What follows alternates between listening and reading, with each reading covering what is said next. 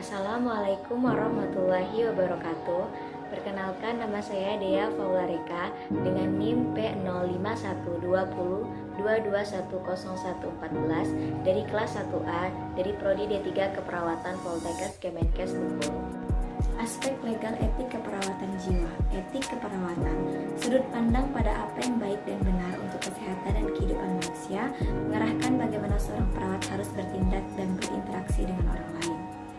Bersumber dari pernyataan Florence Nightingale, ikrar profesi: 1. Membantu yang sakit untuk mencapai keadaan yang sehat. 2. Membantu yang sehat mempertahankan kesehatannya. 3. Membantu mereka yang tidak dapat disembuhkan untuk menyadari potensinya. Membantu seseorang yang menghadapi kematian untuk hidup seoptimal mungkin sampai menjelang ajal. Undang-Undang Nomor 29 Tahun 2004 tentang Praktek Kedokteran, Pasal 52. Pasien dalam menerima pelayanan pada praktek kedokteran mempunyai hak: yang pertama, mendapatkan penjelasan secara lengkap tentang tindakan medis; yang kedua, meminta pendapat dokter ataupun dokter gigi lain; yang ketiga, mendapatkan pelayanan sesuai dengan kebutuhan medis; yang keempat, menolak tindakan dan mendapatkan isi dari rekam medis. Hak pasien jiwa secara umum menurut Stuart dan Lahiran tahun 2001. Hak untuk berkomunikasi dengan orang lain di luar rumah sakit dengan bereskorespondensi, telepon, dan mendapatkan kunjungan. Yang kedua, untuk berpakaian. Hak untuk beribadah. Hak untuk diperkerjakan apabila memungkinkan. Hak untuk menyimpan dan membuang barang. Hak untuk melaksanakan keinginan. Hak untuk memiliki hubungan kontraktual. Alasan masuk rumah sakit jiwa berbahaya untuk diri sendiri dan orang lain. Yang pertama, membutuhkan perawatan. Yang kedua, tidak dapat memenuhi kebutuhan dasar secara mandiri.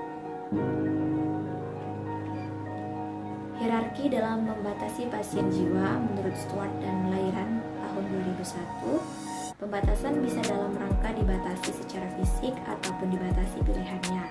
Hierarki dari yang paling restriktif yang kurang restriktif.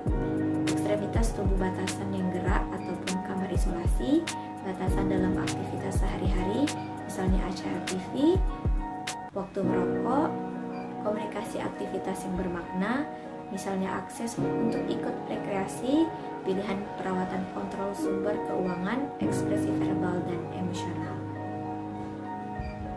Prinsip moral dan praktek keperawatan: yang pertama, otonomi; kedua, kebaikan; ketiga, nominal vincensis; keempat, keadilan; kelima, kejujuran, kesetiaan, dan kerahasiaan. Metode dalam pengambilan keputusan etis: yang pertama, menunjukkan maksud yang baik; yang kedua, mengidentifikasi semua orang yang penting; yang ketiga, mengumpulkan informasi yang relevan; yang keempat, mengidentifikasi prinsip etis yang penting; yang kelima, mengusulkan tindakan alternatif. Masalah legal dalam praktek keperawatan dapat terjadi bila tidak tersedia tenaga keperawatan yang memadai, tidak tersedia standar praktek, dan tidak ada kontrak kerja. Perawat profesional perlu memahami aspek legal untuk melindungi diri dan melindungi hak-hak pasien, dan memahami batasan legal yang mempengaruhi praktek keperawatan. Pedoman legal Undang-Undang Praktek, Peraturan Kemenkes Nomor 1239, dan Hukum Adat.